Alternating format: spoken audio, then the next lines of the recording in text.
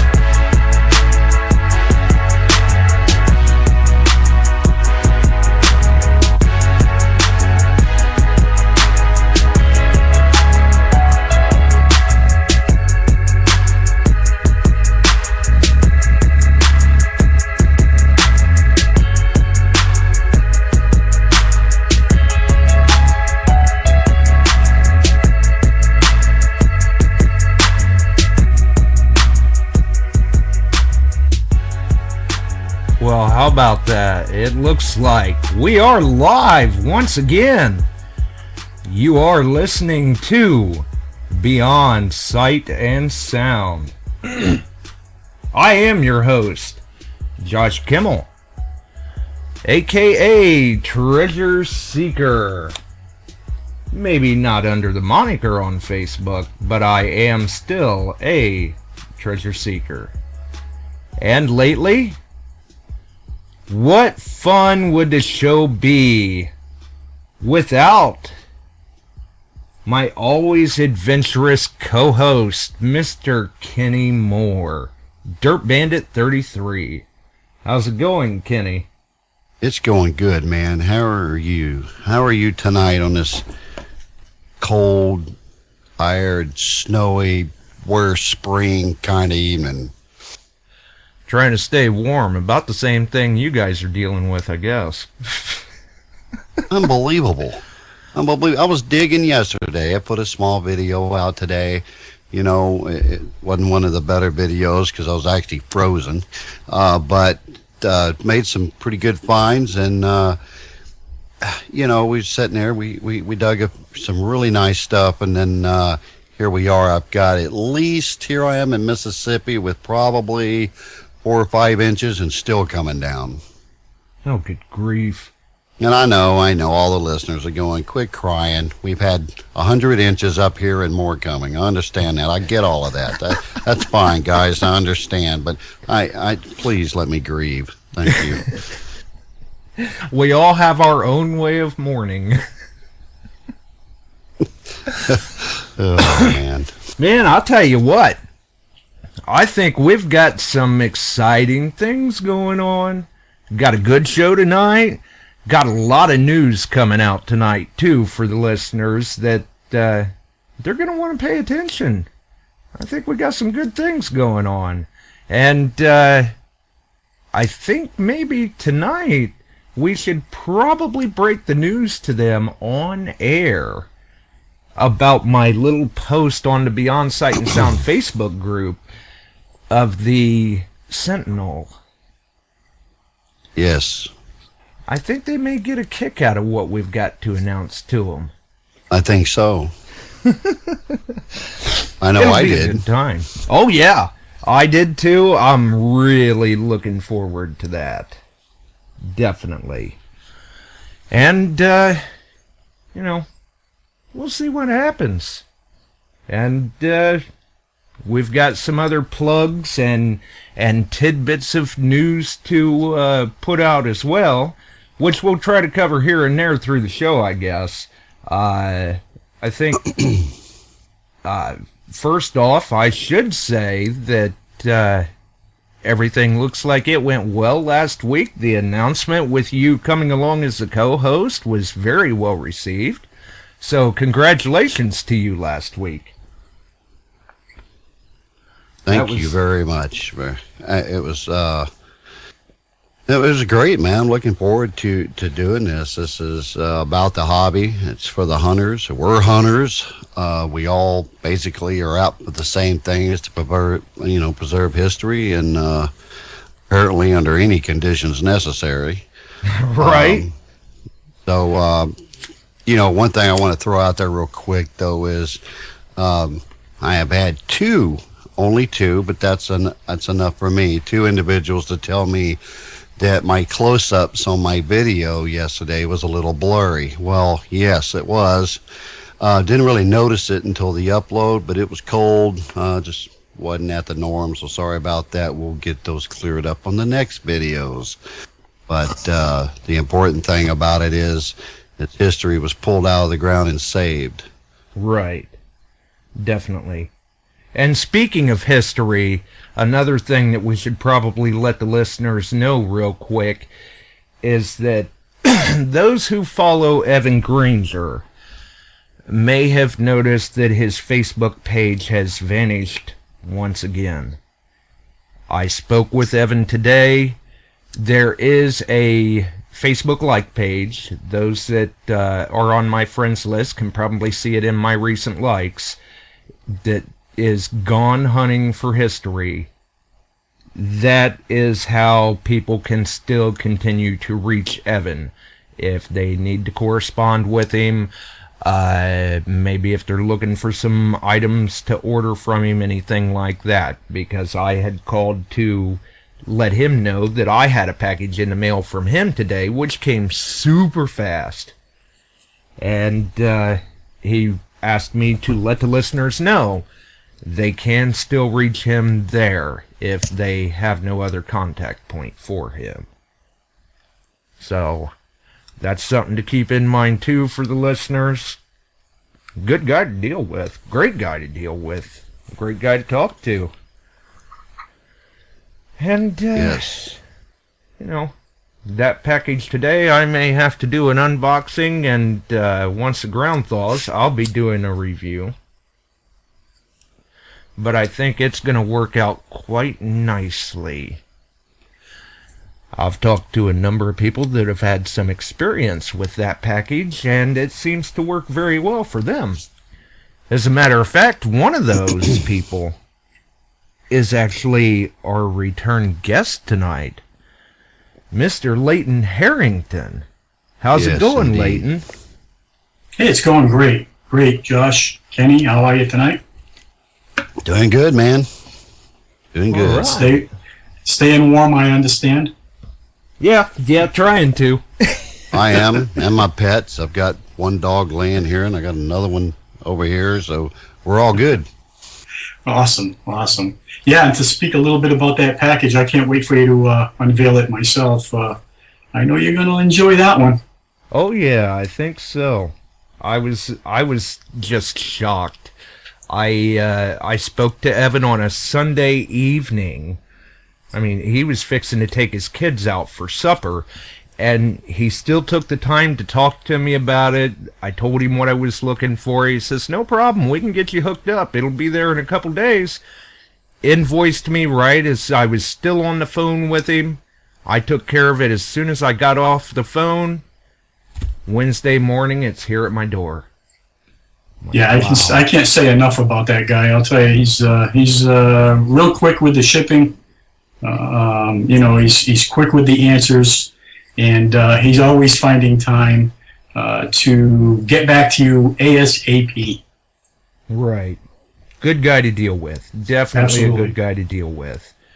So if some of the listeners out there are looking for somebody, maybe they don't have anyone in their area, might want to check out Big Boy's Hobbies and Evan Granger. You know, him and Bart, I believe, is the other half of that.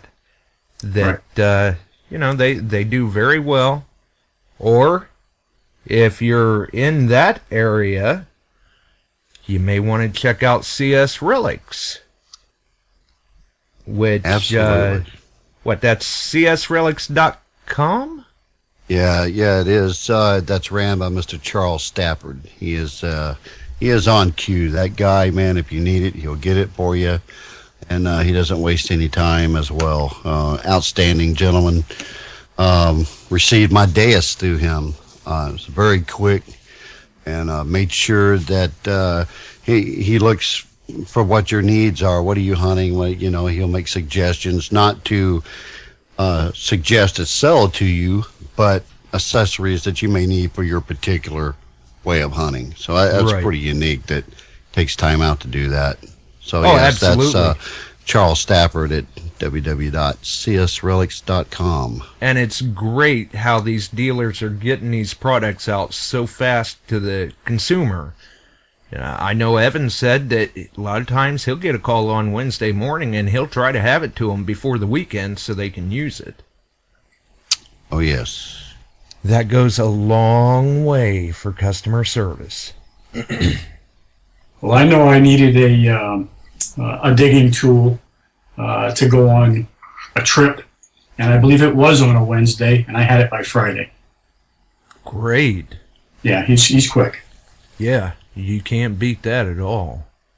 Definitely can't beat that at all. But, obviously, the last time you were on with us, Leighton, great show. It was a blast to talk with you and hear some of your experiences. Thanks. Yeah, I think we were talking where we left off with Kenny and yourself. There was, the versatility, and I know you Right. wanted to talk a little bit about possibly, do we clean? Do we not clean? What do you clean, if you at all? I think it's a personal preference. I don't know about you guys. Right, it can be a personal preference, but I think that, there there are some items that, we as hunters have to ask ourselves, once we actually get out there, find it, recover it, then we're on to the preservation and display stage. What do we do? Do we clean it? Do we not clean it? Some things it doesn't hurt to clean, depending on the process and method you use. Other things, they're probably best left pretty much the way that they were recovered. Exactly. And don't forget that not all cleaning agents works the same for all different relics. I mean, what works for this relic may not work for that one, or coin, or whatever. To me, coins are you got to pamper them like you better really know what you're doing before you even and rings as well, especially the silver as much as gold. Oh yeah, because you can tarnish and really look at it later and go, oh man, what did I do? Why didn't I just ask somebody rather than just thinking you know what you're doing, which you might. It doesn't hurt as hobbyists. Doesn't hurt to kind of, hey, what would you do in this situation? Or have you heard what I should use to clean this ring with? Because I was about to use this, and that may not be a good idea. Yeah, I mean, and some of us have learned by trial and error, or even the experiences of others, seeing that, maybe they tried to, use hot peroxide on a say an Indian that was starting to delaminate. Well, for those of us that have tried it, that clearly that turned out to be not a good idea.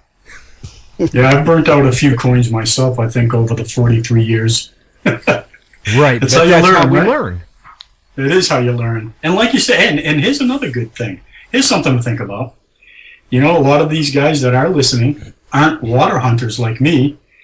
Silver comes out of our ocean here on the east coast of the United States so heavily encrusted that if I was to break it apart, it would look like a cookie. So this is where you start to ask yourself, do I or don't I try to clean this coin? Absolutely. If you're just going to put it in the showcase, as long as you can tell what it is, I'd probably say 99% of my coins don't get cleaned. If I don't know what it is, and it's just eating away at me, I will break it apart, or I'll put it in a solution, or whatever I feel is fit for that particular coin. I've taken coins apart that aren't even. Let's just use a dime for instance. Then if it's a seeded dime or a barber dime, something that's been there a good 100 years or so, you break them apart, they're not worth anything anyway. You've satisfied your curiosity to find out what it is. But now, instead of a dime, you've got about 3 cents worth of silver. So, yeah, I mean, they're just like a razor blade. So, that being said, go ahead, Leighton. Yeah, that's okay. I didn't mean to interrupt you, but I was just thinking when you said, because I didn't know that, but being in that salt water, because I actually watched the process of how they made silver coins. Right. Yes, sir. And they actually have to go through a process to get it to be not brittle. So, in fact, what that salt water does when it lays there all those years, decades, hundreds of years, is it retracts from the original state it was. It weakens and goes back to material out of the I didn't coin. even know silver crumbled. I wasn't even aware of that until recently. Yeah, I mean, I can't tell you how many rings, I've tried to give a little bath here or there just to take off a little bit. And I have learned my lesson over and over. I just don't do it anymore. I'd rather show it to someone in the preservation state that it's in than to try to, especially if I know there's not much left to it. And you can tell some of my class rings that I've found over the years, in salt water particularly, when you get them home, they look like a monster ring. After you clean them, they look like a little tiny thin wedding band. So that's how much silver is in the sand and the crystals that leaked out of the silver itself and went into the sand that corroded to the ring itself. So again, it's a preference. It's personal. It's something if you want to show it. I think they look really cool the way they're found. The way they were found 50 or 100 years later. I'd rather display them that way. Yeah, and sometimes... Oh, go ahead. No, you're good. I was going to say, and sometimes, even the cleaning aside, you've also got the aspect of, do we think that it is sealed enough? Because you want to try to seal that out from any air so that you can stop that deterioration process.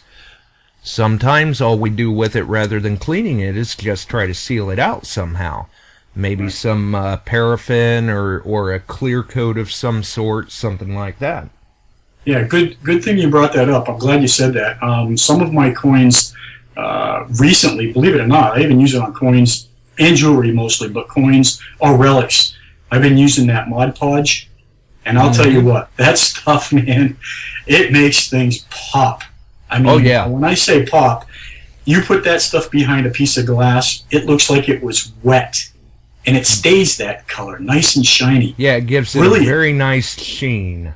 Oh, man, I love that stuff. And boy, So you does can't my get wife. something. I know she does. We talked about it. And I'll tell you what, I've done a lot of my buttons that way, and I can't tell you the comments that I get on them when I do my treasure shows, because they say, "What are you using?" And I tell them, a $3 product. Right. And they say, "No way." And I said, "Yeah, way." And a good point to bring up with that. Go ahead. For the listeners, just repeat that $3 product one more time. That's Mod Podge. MODPODGE, Mod Podge. You can find it in any craft store, online, craft departments at department stores. I tell you, like I said, Kenny, Josh, you know both, I've been doing this a long time. I don't think I've used a better product to seal something. Now, I'm not saying there isn't something better, but I will tell you, a lot of your antiquity areas, when you go into them, your little tiny small museums, they use that $3 product. And a good thing to point out, too, is that it's a non-evasive way to seal it out. And that's something, too, where it could be easily removed if needed. I'm glad you said it, because if you didn't, I was about to bring it up. Let's say you went ahead and did something, and to it you put the Mod Podge after you lightly cleaned it, and you sealed it, and a month from now somebody comes to your house, or you're showing it to them, you went, "Oh my God, maybe you shouldn't have done that to that particular coin." So let's say it was let's just throw something crazy out there. Maybe it was a coin that was a critical year. To remove this stuff, you put it under warm water, and it goes away. Right. So how can you beat that? It brings it right back to its original state. Exactly. We've got a caller, Mr. Denny Morrison. Hi, guys. I had to sort of chime in here. One thing I learned at DIV, because we dig quite a few buttons up there, and Kenny, you can relate to this. When you're out in the field, and a lot of the buttons, they've been in the field, they've been in the ground for 150 years or more, and when you pull them out and you get them into a dry area, a lot of them deteriorate. Most of us guys, and I think I've seen Kenny carry this. I carry a little plastic thing you put fishing lures in, and I put cotton in there, and whenever I dig a button, it goes right in between the cotton. Another thing that I found out to do, and this was the last time, I found a nice artillery button, and the first thing the guy said, "Man, how am I going to keep it? I don't want this thing to deteriorate anymore." And the gold was perfect on it. The guy said, "You got chapstick on you?" And I said, "Yeah." He said, "Take that chapstick out and put it on her right away."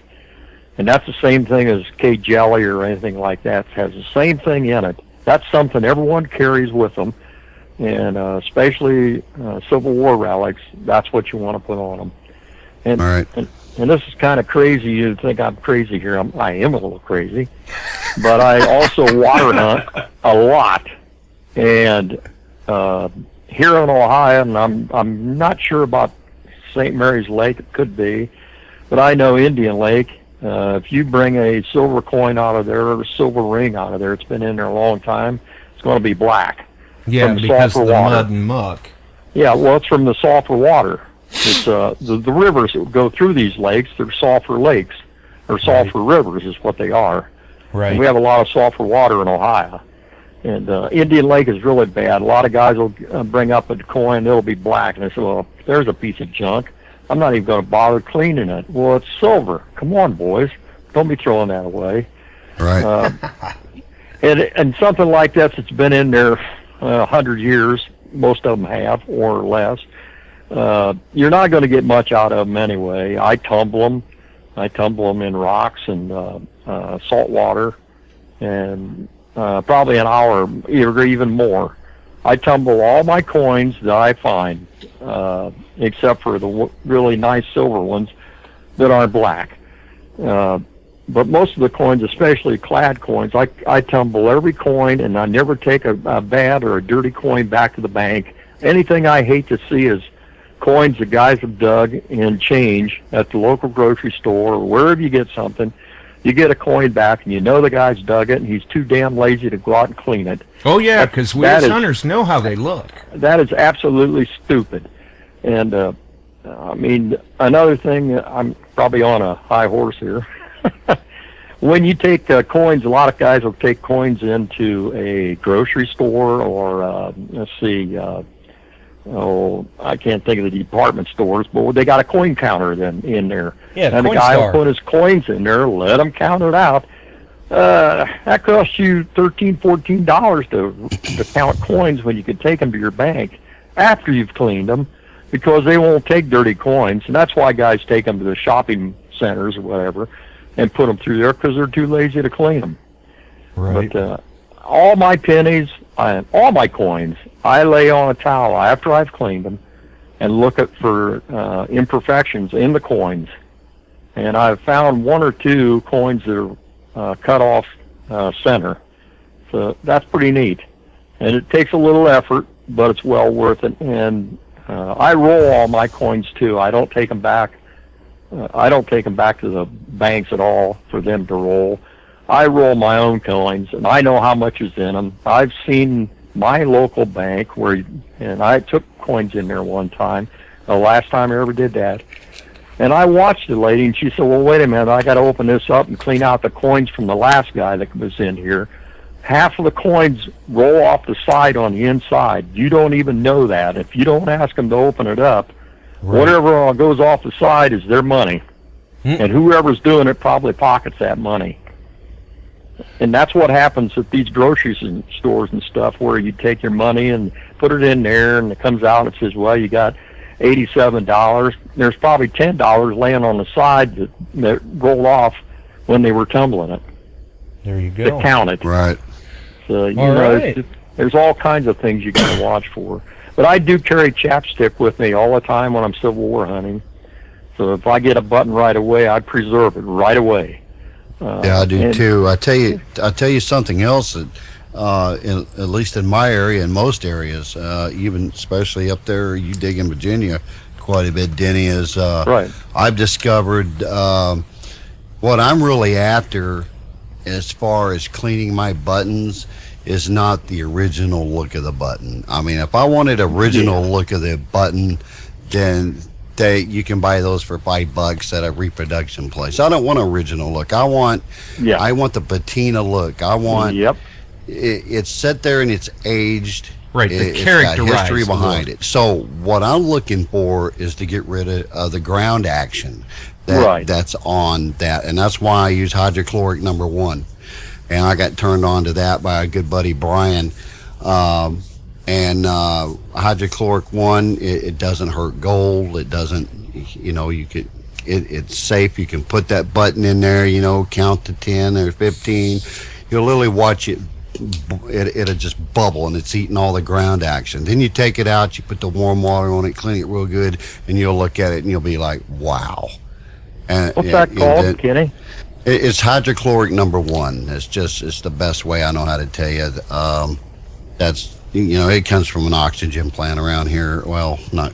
Pretty close to here anyway, but that's what I use. It's proven to be safe. It don't burn your hands or nothing. Yeah. But it will remove the ground action, and not just on that. A lot of different, brass or anything that you find. If you just want to, it does not remove the patina either.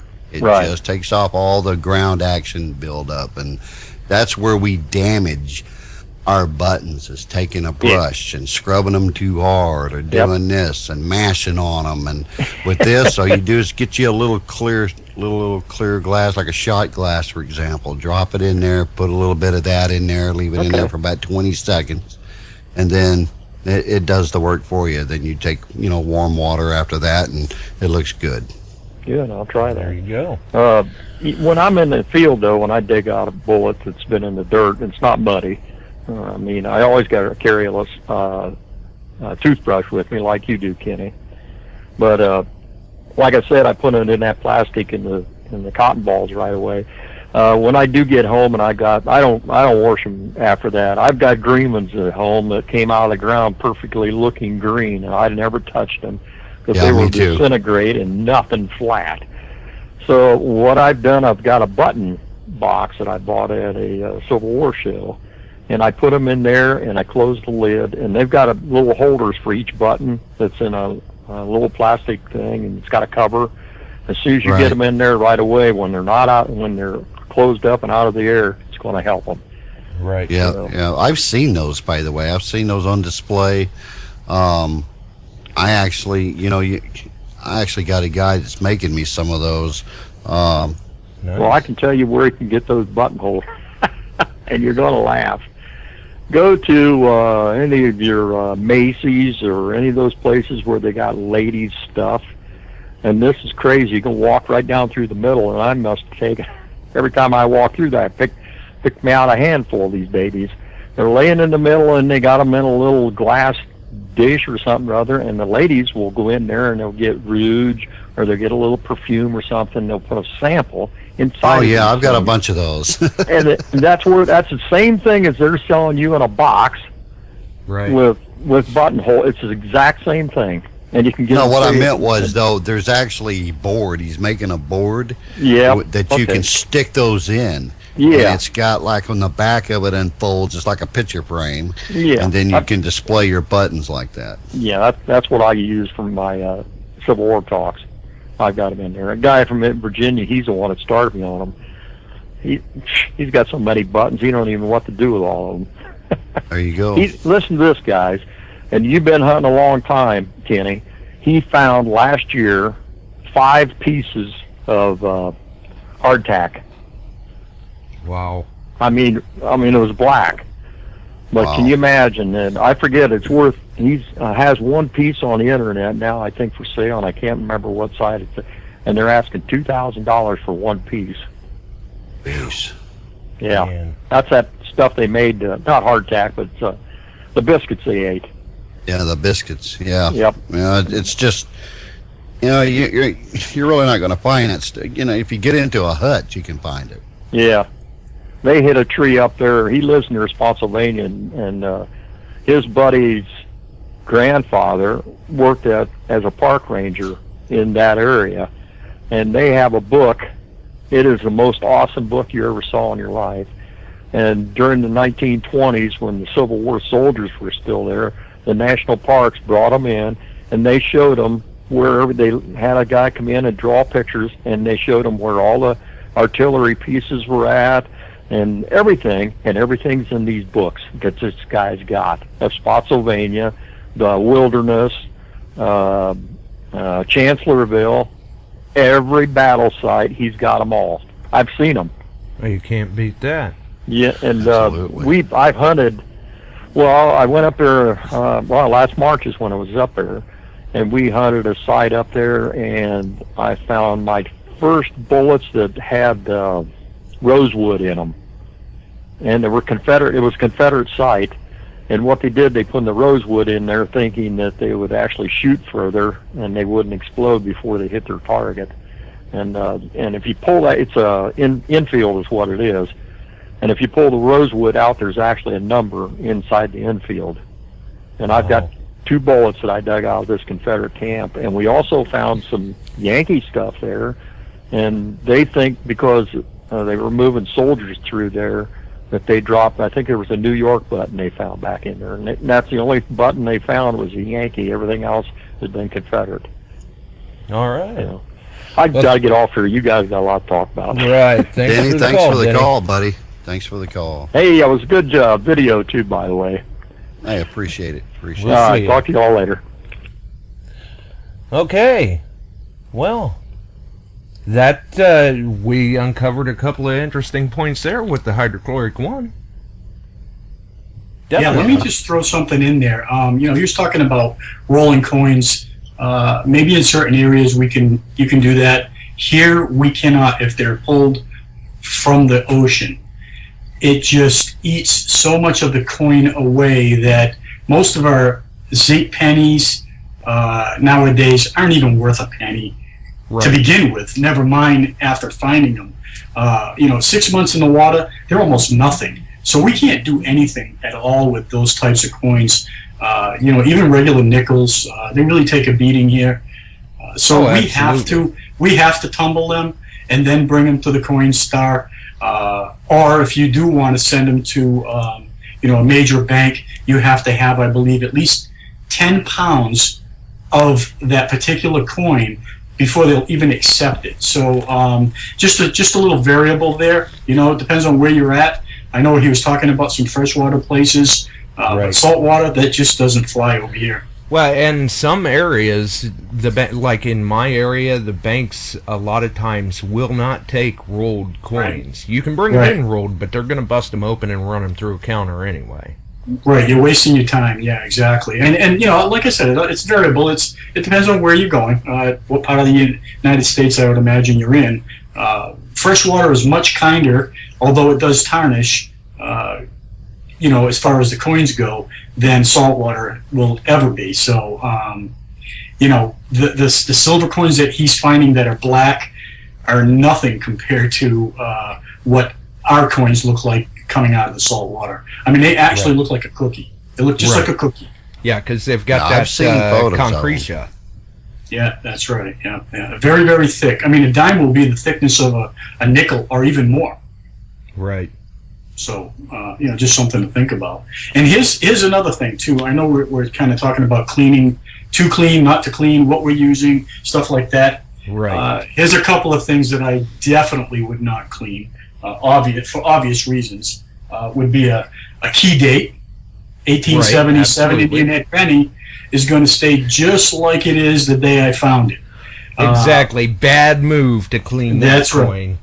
And, just something to throw out there, just trying to make a little bit of conversation. Right. And, again, personal preference. Relics, just like the one that Kenny got there last week. Those cross guns don't come across our paths all that often. So, he took really good care of it. He preserved it the right way as far as I'm concerned. I saw it after I saw it before. Yeah, and I was with that particular one, even seeing it bent, like I told you before.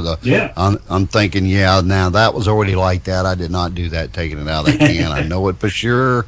I'm sticking with that. And it was cleaned with a.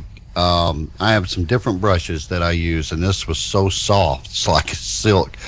Yeah, and I just left it. I said, that's good enough. I'm not doing anything else with it, and that's it. Right, because sometimes you can take it a little too far, and once you do, you regret it. It's too late.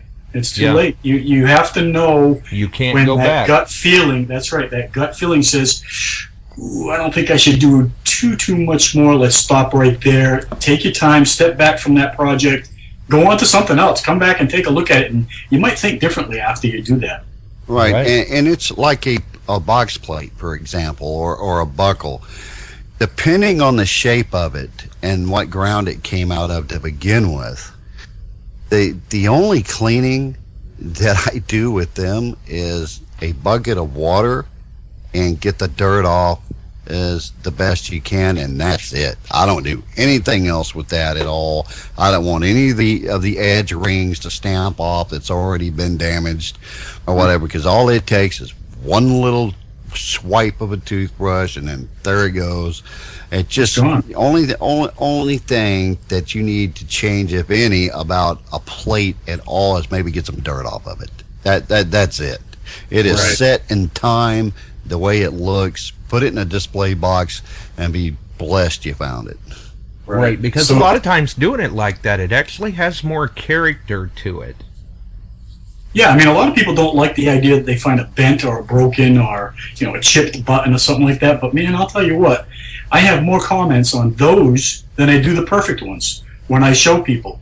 In fact, I have one display case that it would be considered junk, but it's all like just paraphernalia. Broken propellers, old toys that are broken in half, hit by lawnmowers. I have more fun showing that particular case than I do all the good stuff.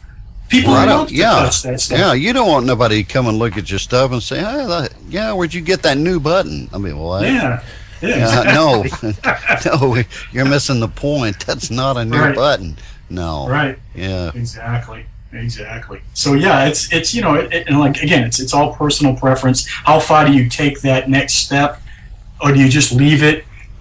Here's a story. I almost kind of hate to admit it, but it fits right in with what we're talking about tonight. Taking it too far. Right. I found a coin.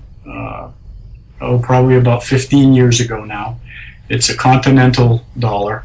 It's made of pewter. They made them in brass or bronze, and they also made them in silver. The one I have is pewter. I don't know if I told you this story before. They only made them in 17. Well, let's put it this way: they were actually made in 1776, but they didn't pass them out till 77. And the bronze ones were used as a penny, the silver ones were as a dollar, and the pewter ones were just used as tokens. So although all three are very tough to actually find, this is where I took it a little bit too far. In my haste, when I was digging at the beach, that's where I found it, I did crack it. It was pewter. Being said, because of the salt water for the last 200 and something years, unfortunately it cracked. I tried looking for the small piece. I couldn't find it. Well, me being me back then, trying to make it look even better, I started to try to clean it as lightly as possible and broke the date off of it. Oh. So now I have a double-pieced coin that's about the size of a silver dollar, but now it's about the size of a $half, because I went a little bit too far, not really realizing just how soft that pewter got. Still worth some money, but it's just the point that I took it too far. I should just left well enough alone, put it in a case, close the cover and called it a day. But these are the truth be told things that happen to you if you're not as experienced as like you said. If you just got to live and learn. Yeah, I wish it I had happens known. to all of us. Yeah, I wish I had known how every early. day. It's I wish I certainly had a known. unique find by all means, but kind of Right. leaves a sour taste in the mouth too Yeah. when you realize what you've done. Now here's the better part of the story. You ready? Every time somebody says to me, about this particular coin, oh yeah, it's a great coin, and but it's broken. So you know what my return answer is, right? It's better than yours.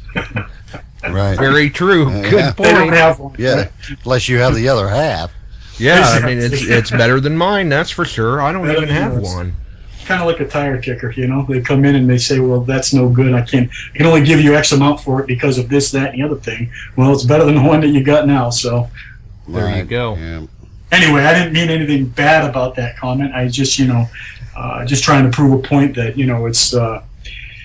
it's just one of those things. I wish I had not done what I did, but you can't go backwards with stuff like that. Those are very rare to find. You just don't find them type of coins anywhere. And unfortunately, it is easy to go over that line without realizing it.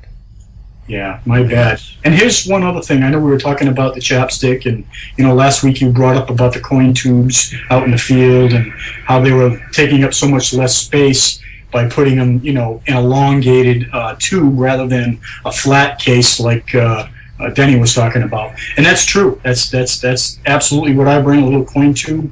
I bring one about the size of the silver dollar, and I just put a bunch of cotton balls in between, hoping that I am able to fill it by the end of the trip, but that always doesn't happen either. But here's another one that when I did a Virginia dig a few years ago, I noticed guys bringing clay into the field.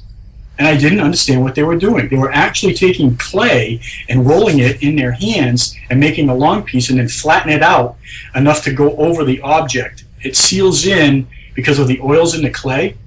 They were actually sealing their buttons with the clay until they got back to the showstopper at the end of the day. Oh, good That point. makes sense. That makes Yeah. sense. Yeah, the oils in the clay, I guess, preserve the button and keep it moist instead of carrying the oil or the swabs or whatever else. I thought it was a pretty cool idea. I'd never done it. I had never really given that much thought myself either. Yeah, pretty cool little tip right there. Well, yeah, absolutely. That could be worth somebody tuning in just for that little tidbit of information. Since we're on tips, I got another one if you want. This is something I know we were talking last week also too about, these are a couple of things that kind of ran through my mind last week when Kenny was talking about bringing a flashlight. For those of you who do not have a flashlight out in the field with you, I know there's times where I forget mine too. This is what I use when I use my digging trowel. I always try to have the sun in front of me. And the reason for that is once I dig my core plug, and I flip it out on the ground, and I go over it with my pinpointer, and it's still in the hole, I can then take my digging trowel, put it into the hole closest to me, and reflect the sunlight down into the hole so that I can see in the bottom of the hole. That's a good point. That's what I've learned over the years. Just like a mirror. Just like a mirror, exactly. So just something that if you just don't want to carry that extra little, LED light, which is no big deal to carry around with you for sure, but if you forget it or whatever, sometimes you just run out. Or sometimes when you jump in someone else's vehicle, oh, gee, I forgot that in my truck. So just something to think about. I know. Right, I'm sure we've all been there before, too. Oh, man, more times than you know. Oh, yeah. Right. Yeah, I wanted to touch on one other thing, too. For the relic hunters that's listening, and it does affect coins as well. And most of the coins that I find are 5-cent pieces, and stuff. Found some 3-cent pieces in camps and stuff like that. But when I'm hunting in, let's say, row crop fields, farm fields that's been tilled for decades and decades and terraced out, you have to remember when you're cleaning those relics, they have had fertilizer, they have had lime on those. That's the reason they look different. And I actually got asked not long ago, and the guy's like, why does my buttons look just, he says, your looks better than mine. I said, well, you've been hunting over there and I've been hunting over here. You're in that field where the fertilizers, the lime, and all of that gets in there, and all those acids eat at that material. Yes, they over do. decades. That's And right. most of the time when you get over in the woods, you don't have that. But just to keep in mind, that's the reason they're brutal in those films, and probably even, especially with Denny hunts in Virginia, there's so much mineralization in that dirt and those farm fields out there that things are just. I'll be honest with you, there's a lot of places in America right now. If we don't get out there and preserve this history, especially the buttons, they're not going to be there anymore. Right. I mean, time is running out. Yeah, I can't stress enough. We lose more and more ground daily due to development. We lose more and more ground due to hunters losing their rights. And the key factor, I think, is that we have to get out there and recover what we can and preserve what we can while we can, because some of this stuff, especially Civil War era buttons, they're rotting away in the ground. We got to get them. Yeah. I'd rather see a rotten button or something that's broken, or that's actually, like you say, have character, sitting in somebody's case, than to let it sit in the ground and rot away. You know, it's you know where I'm going with this, but we'll save that for another show. Right. Yeah, it's very interesting that how many people just don't want, or I shouldn't say maybe don't want, but they just there's no other way of putting it. They just don't want you to recover. I guess it's a jealousy factor that can be thrown in there. Yeah, you got some people out there would rather that it's just left in the ground or whatever. Well, just like with cleaning, that's their preference. Right. More power to them. It's not stopping us.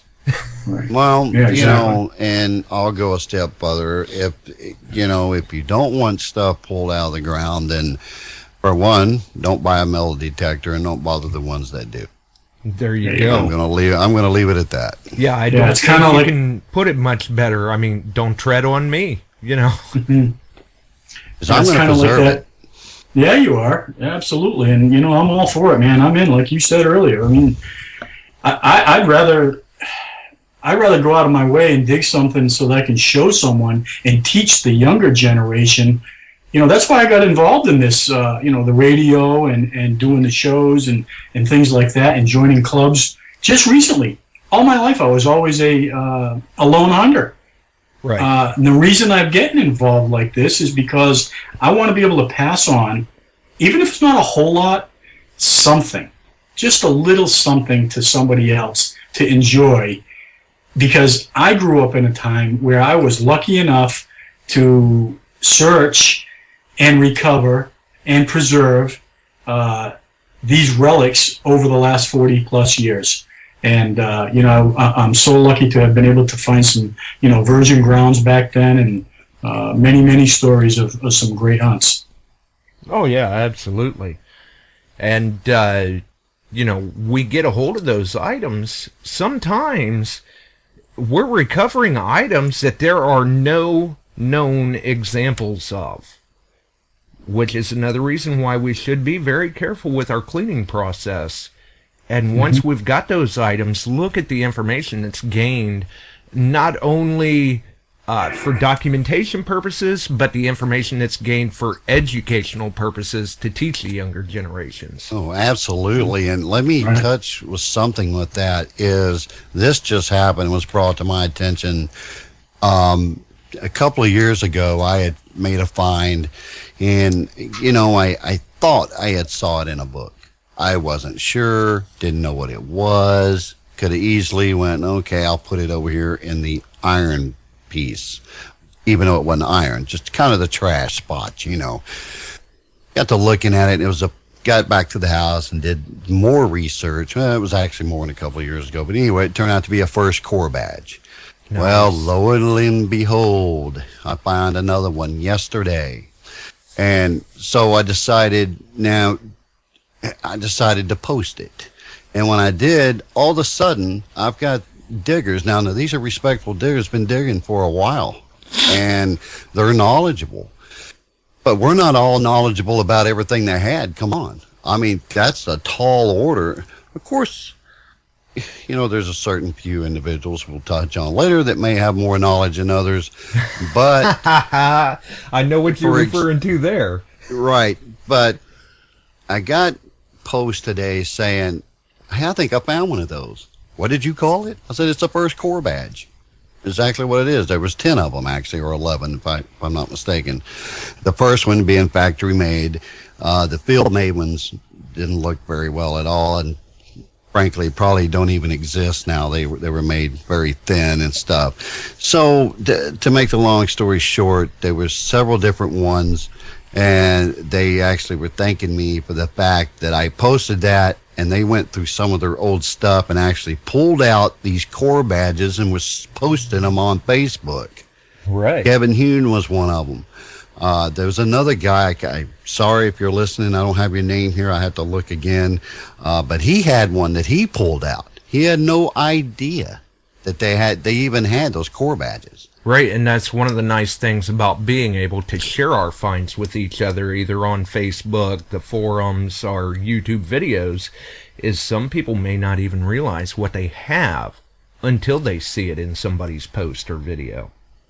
Right. It's just important. If you find something and you don't know what it is, you need to keep it. I mean, you have to keep it. And then, of course, I have all kind of books. Usually if it's, I usually have, it's in some of my books somewhere, or you can, ask another hunter.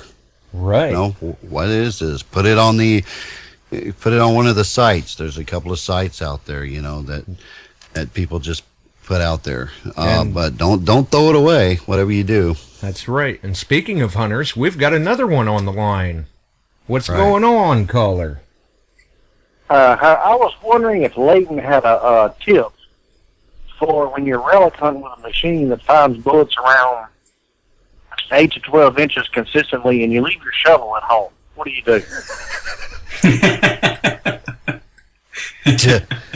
Gee, maybe since it's a bullet question, we should send that over to Kenny. I would probably check your inventory list before you leave. Right. You may have to use a lifeline. Call a buddy. There you go. There you go. Yeah, this is Kevin Strinking, by the way. Yeah, I went to Champion Hill, took a guy, his first time relic hunt, and I didn't, I had no idea. I got out there, and I was like, what did I do with my shovel? And I found out I left it at home. And I talked to my wife a little while later, and she goes, why did you leave your shovel leaning up against the recliner in the living room? I said, I don't even want to talk about it. Yeah, exactly. And here I am with my, first time out with my disc, and I'm digging, digging very deep plugs, and all I have my lash, thank God. But man, after digging, 30, 40, 50 plugs with that, yes, sir. Deep, you're wore out. That's right. Yeah. Definitely. So I'm probably going to have to do me an inventory list, because I'm going to forget something. Right. Well, inside of my truck, I've got two. It kind of stinks when you're way out in the middle of the field and you find that you're missing something, but at least you've got it there so that you can walk back to the truck. So I've got more than one. I've got multiples of everything, pretty much. Well, I call it walking the dogs now, because since I've been affiliated with Don Botting, I end up hearing stuff, and I'm dragging half of my stuff tethered to me. So right. I don't lose very much anymore. There you go. All right. I did that once. I left my pinpointer on the ground, and I stood up and started walking. And man, I thought a snake was behind me. And I was like, what is that? And I turned around and looked. And I turned around the opposite direction that I had. And I kept on hearing it. I turned around to the right side where I have it tethered, and that's when I saw it. I said, my God, I thought a snake was coming after me. Yeah. Well, thanks for the call, Kevin. Yeah, We've got some other callers in here, so we're going to work through them, and then we've got some news to announce. Let's see here. Swansea. Hey, Josh, how are you? All right.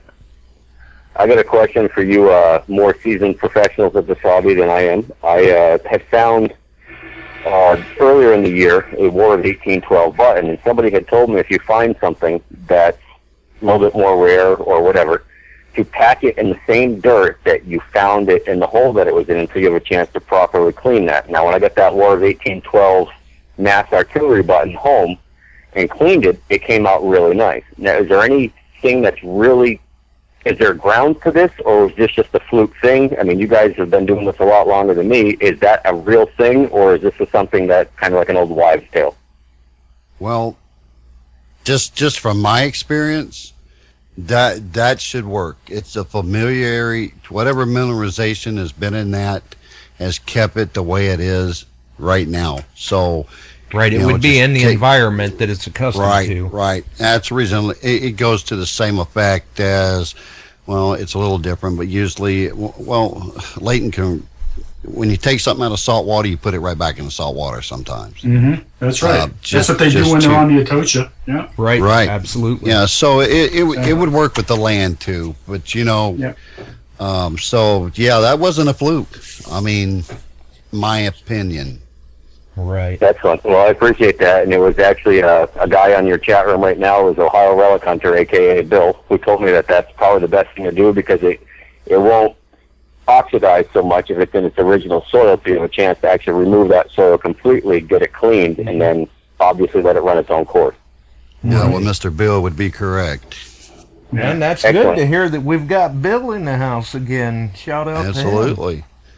Oh, yeah, big time. Now, he's the one who told me that, and I happened to find that button just shortly after he told me that, my first trip out with my Garrett AT Pro, and I guess I'm glad I listened to him because, advice is here or there. That's right. You never know where you're going to pick up on those tips. Exactly. All right, appreciate it, guys. Great show, and enjoy the rest of the evening. Hey, thanks for the call, Swansea. Thanks for the call. Mr. Chris Engel. Hello, Josh. How is Hello, it Brother going? Kitty. Hello, Brother Chris. How you doing, buddy? Oh, good. Hey, Mr. Leighton, how you doing, sir? Pretty good, Dick. Chris, how's it going, buddy? Good, good. Just wanted to call in. Really, a good show tonight. A lot of tips that I didn't even know about or would even consider or think about. Well, and that's the nice thing about these shows. You never know what you're going to learn. You don't. It's just, I know Kenny and I have talked about several ways to clean things, but, you hear these other tips, packing the button in the same soil it came from. I mean, to me, it makes sense. Just like Kenny said, they told you, I mean, they're putting that stuff back in the salt water and bringing it out that way. That's right. So, yeah, everybody has their own particular methods and stuff like that. And when we come together collectively like this, everybody stands to learn something. And it's good to trade these techniques so that we all know, all of us can learn. Yeah, I agree 100% there. But anyway, guys, I just want to call and just say great show tonight, and have really enjoyed listening to the show. Thanks, And Chris. we'll appreciate it there, Chris. Yes, always appreciate the listener support and interaction and the people tuning in. Okay, you guys take care. All right. You also. Too. All right, bye-bye. What a great hunter, man. He is a Yes, he great is. hunter of the hobby. He preserved the history. And How do very I know? energetic. Because I have stood right next to him when it's happened. Right, very energetic. Of course, Chris mentioned that it was a great show tonight, and he enjoyed listening. For the listeners that may not have caught it, last week we even had a listener from Scotland in the house. Oh, wow. Yes. Hadn't seen him in a while. He forgot what time the show is on. He has caught the show before, and it was nice to see that we're actually reaching out to Scotland. You just never know who's going to tune in. Absolutely. Or beyond. Yeah, exactly. And I'll tell you, speaking of great shows, Uh-oh. maybe we should drop a little bit of news. I think so. Oh boy. Oh boy. Hopefully the listeners are really paying attention. Well, for the listeners, we've held off on dropping the promo because we thought it might be better to announce it live on the show, and then the promo will drop here in another day or so. You've heard us speak before on the Beyond Sight and Sound group about a new format that we're doing with an occasional live Saturday night show that we've referred to as the Saturday Night Special. We're not going away from the Wednesday format, but occasionally a Saturday show would be nice. With that being said, Hope everybody's not got plans this Saturday. Because this Saturday, we've got something in store for the listeners that I think they will not want to miss. For those members of the Beyond Sight and Sound Facebook group, you may have recognized a post a few days ago where I had mentioned the definition of a lookout and the definition of a sentinel, and made the comment that, we all guard, preserve, and chase history. What's going on? I know a number of people saw that. Leighton keyed in on it right away. He knew what that was referring to. He was able to put two and two together. Oh, man, I'm looking forward to it. Right. For the listeners who may be interested in tuning in this Saturday, February 28th, 8 p.m. Eastern, maybe people have heard the name Sentinel before on forums. Or maybe they've heard of the forum CS Relic forum. Maybe they've heard of a website referred to as Ironclad Detectors. Absolutely. And maybe, just possibly, they've heard of a very knowledgeable gentleman in the hobby that has been referred to at times as the walking encyclopedia for Civil War artifacts. Artillery and buttons are his specialty. For those who still can't place this, maybe, just maybe, the listeners have heard of a show called Dig Wars. This Saturday, we will be sitting down with Josh and Abby Silva, the husband-wife relic hunting team from the Dig Wars show. Exciting. Can't wait. That is going to be a blast. You will not want to miss this one, folks, and the news drops here first. Well, I can tell you this. I've personally hunted with both of them down in Virginia. What a great crew. And you are absolutely 100% right about that, Josh. Josh Silver is a walking encyclopedia of anything you find on the battlefield. I went to him with a little piece of something one day, and he said, "Oh, that's what that is." Yeah. I said, "You got to be kidding me." Yeah, he just glances at it and, oh, well, that's this. And, the background of all of that with him, of course, will be saved for the show. Right. But Abby has a little history herself. Yes, she does. He's no slouch when it comes to picking up the coil, and she knows exactly what she's doing with it. Oh, yeah, she's very wise in the ways of the coil.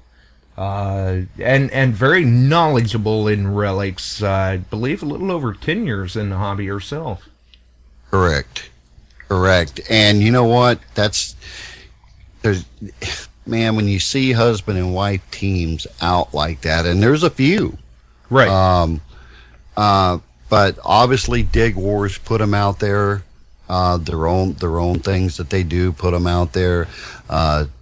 And when I used to watch Dig Wars, I always paid, because I dig Civil War relics. So obviously, I listened to Josh, and he would explain. You felt like you were the student in the classroom. When you listen to him talk about the relics. It's very impressive. It's going to be an outstanding show. You don't want to miss this show at all. And he knows his history. He's got a degree in it. Absolutely. So, hopefully, there's some listeners that are going to be pretty amped up about that. I know I'm excited. I'm excited. And Count me in. Like Leighton said, there really are great people. I've spoke to them a few times now over the past few months. Great people to talk to. Such a passion for the hobby. It's phenomenal. It really is. it's just they love what they do. They're just like the rest of us. That's just like myself, you guys, Denny, Ohio Relic Hunter, all of us, Swans, everybody that grabs a coil and goes out there. We're out there to preserve something, and that's just who they are. And it's going to be great having them on. I feel that we're privileged to have them on the show. The listeners will get a good education on a lot of stuff on this show, and it's going to be great. And I'm looking very forward to it, and it's not very many days away. Oh yeah, I can tell you this: that's going to be a fast hour. Oh yeah, I've been very excited about it, and we've been sitting on this for a while. But it's time to crack the news and let the listeners know. Yeah, at least give them a little bit or a few days to prepare. That's awesome. Right, absolutely. And Josh has even said himself that, they really enjoy being able to sit down and talk shop with people, see what the listeners are saying, what they thought of Dig Wars, what they're doing in the hobby, stuff like that. And really, to be able to sit down with a husband-wife hunting team that is as respectable and knowledgeable as they are, it's going to be a real treat. Yes, indeed. So you can't beat that. And that promo will drop here. Oh, maybe I can get it out tomorrow morning. And we'll see what's going on with it. It has been dropped on a couple of metal detecting forums, has an advance notice. And like I said, tomorrow maybe, the day after, probably tomorrow, we'll get that spread around Facebook for the listeners as well. That way they've got the chance to mark it on their calendar, maybe share the promo themselves. Oh, absolutely. Definitely personally, I download a lot of these archives. That one will be right on there. Oh, yeah. And really, maybe I'm kind of biased, but guest named Josh, how can you go wrong? There you go, man. Oh, man. There you go. There you go.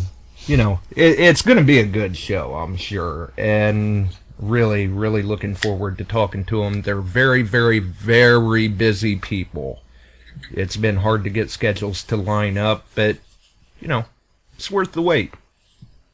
The shows that we're putting together, Josh, is for the listeners. And when I say that, I'm one of them. You're one of them. I mean, right. We're there too. We're listening. We're privileged to interview and to talk to these folks like Leighton here. Talk about knowledge. Look at the knowledge this guy's brought. Absolutely. In two separate and it's been a pleasure having him on the show as well. And we've got Josh and Abby coming, and there are more surprises, and I'm just going to be quiet about it. But it's going to get good, folks, because that's how we roll. That's right. You just never know what's going to happen, and we said we were amping it up. Well, they got some surprises coming. Definitely. Hey, thanks for having me, guys. I appreciate it. Hey, anytime, and much like with many of our other guests, you're welcome, more than welcome back anytime. Love talking to you. Thanks a lot. I'll be chiming in when they're on. Oh, yeah, absolutely. And I'm sure they would appreciate it, too. It shows that people are out there following them. People do like to see what they're up to. And Right. And because they are very, very busy people, when they're able to just kind of kick back and relax like this, it's nice to catch them. Well, that's it. A lot of people, just because you don't see them or hear of them, on a regular basis, like some of us are a little more privileged than others that can get on Facebook or on their own websites or whatever, day after day. These people are extremely busy, and they're really spreading themselves a little thin there, just to accommodate a lot of people. But that says a lot in itself. Absolutely. It's going to be It's going to be interesting, that's for sure. I can't wait to talk to the guys. And Abby, I haven't talked to Abby in a good year or so, so I will definitely be calling in. Yeah, they are very busy. You know, everybody's got projects going on and stuff like that, so it has been hard to catch them, but it will be worth the wait, I do believe.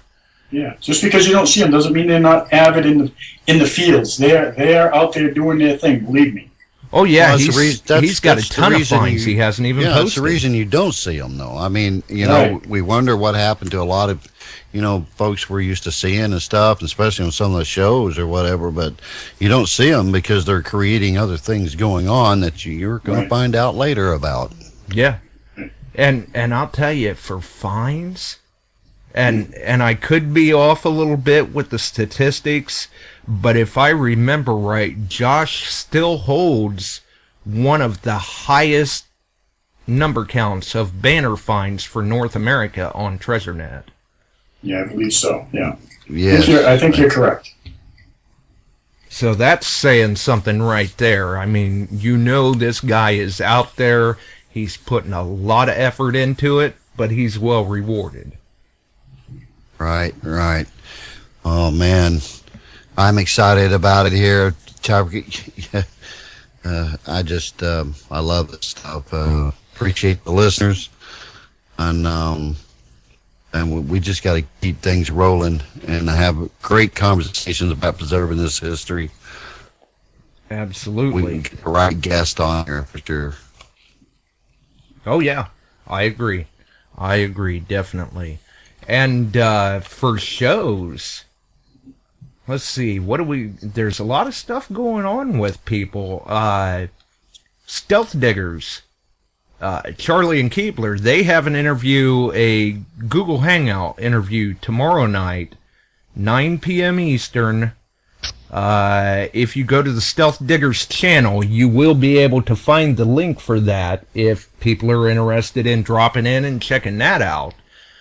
And also, coincidentally, they will be back Monday on American Diggers Relic Roundup for a sit down with them. So that could also be interesting. And for those that are into Mine Lab, might want to check out Detect America's show this Friday. They've got Gary Schaefer from Mine Lab on. And maybe we'll hear some more about what's going on in the near future for Mine Lab. So that I'm sure that will be an interesting conversation. Absolutely. So those are some things to look forward to. It looks like a busy schedule for people who listen to the shows. There's something Thursday, Detect America Friday, Josh and Abby Silva for us Saturday, and then Stealth Diggers on Relic Roundup again Monday. Correct. So, quite a full platter of things going on. Can't miss it. It'll be good to hear what's happening with everybody, kind of touch base and see what all's going on, and I'm sure there should be some pretty decent information about Mine Lab on Detect America Friday. No doubt. So that's something to look into as well. And incidentally, to touch on another subject, back when we were talking about the button holders, button boards, stuff like that, if people don't know where to get any of those, they could contact Justin Levitz. He makes some pretty nice ones as well. I know they've been shown in a few of the Stealth Digger videos. Right. I forgot. Yeah. Which, he's occasionally a listener to the show, too. So. That's outstanding. But it's going to be some interesting stuff coming up, folks. Hopefully you're able to tune in Saturday, because it's going to be a doozy. And remember, before we bug out of here, yes, there's snow. Yes, there's cold. Let's maintenance the machines. Let's do the research. Let's get the game plan, because before you know it, even though it may not look like it now, you go through it every year, but the time will come where you're like, man, I had time to do that. Why didn't I do it? Let's get our machines and our research intact, because when opening day, for lack of a better word, happens, you're ready to go. That's right. I know I'm itching to try out that package I got today as soon as the ground thaws. And speaking of maintenance and the such, this is a good time of the year to get that equipment sent in if it needs any repairs. And for those that follow Under the Radar on Facebook, or if you don't, maybe you should go check it out. Leighton just got his CTX back from the Mine Lab shop, and everything seems to look good, and he'll be posting a review soon, hopefully, on how things went. Right, oh yeah, absolutely, right. Yeah. It took a little while to get it back, but and no conversing in between, which I found a little strange. But I guess well, being as efficient as I am, I must have given them a really good letter inside the box pertaining to what I thought should be replaced and fixed. So when it came back, everything that I asked for, they did, and so far so good. I got it all back together, and like Kenny was saying there, I know he was talking about some possible freezing overnight. I can't wait to get out there and try it on the beach there. So when it does, I'll post up.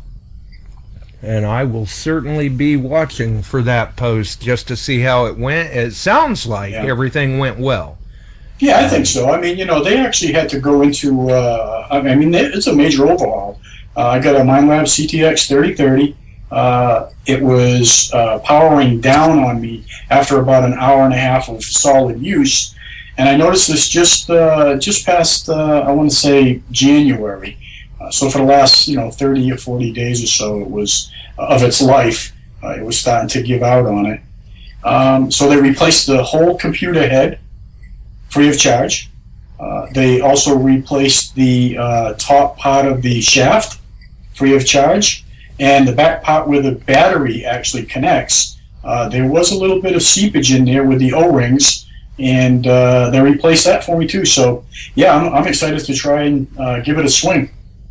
Absolutely. Very good. And that's great that basically the way it sounds, the only cost that it was to you was shipping. Just shipping it in. And I did pay for some, I went a little overboard with the insurance just to make sure they got it, but it was worth the money. Right. Yeah, certainly can't beat that at all. No. So I'm really looking forward to get back out there and swing that thing and hopefully find a couple of rings. Pay for my shipping. There you go. Well, I'll tell you what I'm going to be doing. I'm going to be watching this weather. It's supposed to get up in the 40s tomorrow, so I know this snow is not going to last very long, and I'm going to be preserving history one relic at a time, baby. Right. Yeah, we'll certainly see how that goes. Looks like we've got one more caller we'll get to here real quick before we roll out of here. Previous guest on the show, good friend, Mr. Ryan Hollabue. How's it going, Josh? All right. How's them scuba lessons? I got through the confined water. I'm waiting for the ice to thaw for the open water classes, and I'll be certified. I got a whole pile of equipment sitting here. I'm ready to rock and roll. I just need the weather to warm up. Right. I mean, up there in Wisconsin, it's like living on an iceberg probably right now. Oh, it's horrible. It's horrible. Below zero for the last 5 weeks. Every night almost. Yeah. Wow. This is Leighton. I live on Cape Cod. When I did my open water dive, you're not going to believe this, but I know you said you were up there in Wisconsin. How thick is the ice right now, just real quick? About 3 feet. Okay. You can drive a pickup truck on the lakes right now. Yes, sir. When I did my open water freshwater dive through the ice, 2 foot thick, in the muckiest water I've ever been in my life, I couldn't see my hand in front of my face. The water at the bottom of the lake at about 25 feet 30 feet or so, was beyond cold, and we used a rope to go down. But to cut the hole, they used a chainsaw. Wow. Yeah, I have no desire to go under the ice. I'm going to wait for it to melt. Let me tell you, I had no desire either. But we wanted to get it done because we were all going on a trip down south into this beautiful Honduras area, and we just couldn't wait to get the certification over. So we all anteed up and got together and did the open water through ice. Not fun. Right. Scary stuff. If you're braver than forget it. Well, hey, Leighton, I was listening to you talk about sending your 30-30 in the mine lab. Actually, I just did the same thing last week, so yeah. I'll see how everything turns out. I hope it turns out well. I'm sure it will. Just keep on them. I'm kind of one of those guys that want to get everything done yesterday, and I can't get it tomorrow. So, but I would say, I'd say wait a couple weeks. If you don't hear from them, give them a call, because the squeaky wheel gets the oil, buddy. Right. Which service center did they have you send it into? Actually, mine went down to Tampa. Okay, mine went down to wherever Kellyco is to have its service. I thought they would have me send it to Chicago. Yeah. Yeah, you're down in Florida. That's where mine ended up too. Wow. So I'm going to put a review out and see how good the service is on how they did, but hopefully they fixed everything. It's a bunch of small issues, but I'm sure they will. What if you don't mind me asking? Pardon me? Yeah, I'm sorry. I didn't mean to cut you off. I was just curious as to what you were saying minor issues were. I was just curious what the issues. The lower shaft was slipping. It was sliding in and sliding left to right where it connects to the upper shaft. Where the handle goes down to the diamond-shaped shaft, it was starting to get loose and actually had quite a bit of play in it. And also the screw cover for the USB port was having very minor leakage in it. And I keep the machine clean. I clean the threads with a toothbrush and every time I take it in the water. So I take care of it. So and I can attest to that. I've hunted with Ryan. Oh yeah. No, I don't doubt it. I mean, I had the same exact issue. What they did not do for me, they replaced the top part of the shaft with a brand new diamond one with a new cam lock, and the bottom shaft they sent back to me. But I will admit, although it's a little worn, it's not slipping anymore. So when I swing left to right, I don't get that annoying creaking noise or looseness. Right. I guess from the carbon fiber, and I'm happy so far. Everything looks okay. I just can't wait to get out there and swing it. That's where it's gonna, the proof will be in the pudding, buddy. Absolutely. Yeah, my lower shaft where it tightens, it actually is worn down. You can feel a flat spot on the lower shaft. Yeah. Make sure you make a note of that, because I thought they were going to replace the whole entire shaft, but like I said, they just did the piece that actually connects to the arm cuff, the battery, and the head unit. They didn't. They just sent back the old bottom shaft. I really can't complain about it because that isn't the issue. The issue they fixed. So the cam lock was slipping every time I'd hit something, even by accident by swinging left or right. The whole coil would be basically turning, and it's very annoying. You're constantly stopping to get it straight, so that way you're not hitting anything anymore. I feel for you. I know exactly what you are going through. So, but if it was me again doing it again, it took about 30 days to get it back, I'd give them a call. Like I said, I was a little more lenient because we're so frozen up here. I wasn't swinging anyway, so I kind of let a whole month go by. But if I was you, I'd call them in 2 weeks, see what's going on. I've been calling them every day. I'm going to make them get it done. There you go. And by all means, keep us posted on how that's going. I will do. Like you said, $2,500. It's a whole lot of money. It's a 1.5-year old machine. $2,500. These issues shouldn't be happening. Right. I agree. And I'll post it all over the internet if they don't make it right. You know what? Here's one of those for instances. we'll play it by ear and see what happens, right? Right. And speaking Maybe of playing, somebody's listening. hey, you never know. That's right. You never know. And speaking of playing it by ear, if you didn't catch the news, Ryan, you may want to tune in Saturday. I just caught the end of the show. So I'll listen to the replay tomorrow in the truck. Oh, there you go. There you go. We'll save it. We'll let you find out for yourself tomorrow. All right. There you go. All right. Well, thanks for the call, Ryan. Good hearing from you again. Yep, take it easy, guys. Nice show. Yep. Yep. Stay safe, brother. Nice All talking. right. See ya. Bye. Well, and we've kind of ran on a little bit here ourselves, too, but, hey, sometimes that's the way it goes. We got to roll out of here, though, so for the listeners, thanks for tuning in. If you enjoyed the show, by all means, like, rate the channel, drop a comment, send me a message.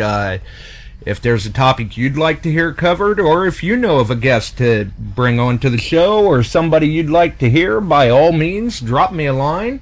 We'll see what we can do. For myself, my adventurous co-host, Kenny Moore, and our esteemed guest, Leighton Harrington, very informative and knowledgeable in the hobby. Always welcome Indeed. back. We have got to roll, folks, so we will see you next week. Hey, thanks for having me, guys. We appreciate it. Talk to you guys soon. No problem.